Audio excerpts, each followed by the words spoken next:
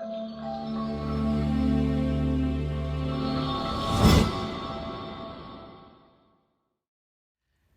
afternoon from Camp Joy. This is an informal, behind-the-scenes look at some of the things that are happening here. We've had some close friends who've been here over the last number of years, and they've just kind of encouraged us to share some of the things that'll be in this video. This video is talking about what we would call a spiritual camp. There are things you need to do. You need to do the food service right. You need to do the program right. Certainly, we want to make sure we do the counselors right. But all of that is for a spiritual reason, and that's really where our heartbeat is. And so today we want to just talk a little bit about the spiritual parts of camp. We think it is not something to take for granted. I don't know that it's the same every place. It's worthy of that extra effort and the guidance of the Lord. Really, I would say as we go back several years into the history here, recent history of Camp Joy, we're thinking a lot as we were looking at every aspect of camp, being very open-minded, willing to consider what could be, maybe some things others hadn't thought of. We really became studiers. We like to listen. We like to invite input as much as possible, wide range of individuals, maybe those who've been in camping, maybe youth pastors, the young people themselves, and just study and learn, even put it in a huge database so we could look and discern and have the Lord guide us. Certainly we wanted to pray and have the Lord guide us through all of these kinds of most important decisions. Consider and then try some creative ideas like decision sticks. We've been doing those for a summer season or two now, and that's been a real blessed move to do a little something creative that the Lord just kind of brought to us, and see it make a difference in spiritual decisions.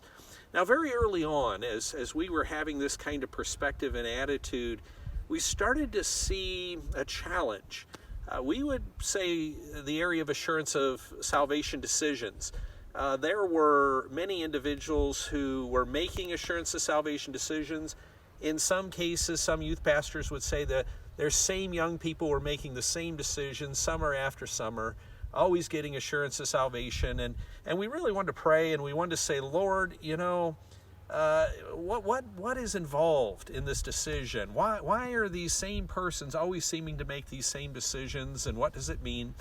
And I think it took really a year and a half of study, consider, pray, seek the Lord before we really could feel like we could put our finger on it. We started to notice some things that are very typical of the assurance of salvation decision. We really believe that most individuals who make those decisions are probably actually saved. There was something else, another problem that kind of lingered below the surface, and individuals were seeking victory in that area, but they were seeking it in the wrong place. And when we felt very confident about this, we even started to teach this within our training camp, making sure every one of our counselors were very well aware of all the dynamics that were involved, so in their one-on-one work, they could really get to the heart of the matter, the place where the finger of God was working, so that we could see the kind of impact the Lord was wanting in these individuals' lives, and so that we could guide them clearly. And that's been an area that you can even see the difference if you track in your statistics. Less of those kinds of decisions, more of that kind of decision that really is getting at the heart of the problem in the vast majority of assurance of salvation cases. Right now, we're in the midst of another study. We might call this the duration of decision type factor there. Now, if you want to be a little more, you say to use the camp vernacular, the way most people will call it, they would call it camp decisions. Oh, this person went and they seemingly met with God and they made a camp decision. People, when they say that, it's not a positive. It's the idea that this individual made a decision, but like a month after camp, you can't even tell that there's any difference. And we are not a big fan of camp decisions, all right? We want to eradicate those.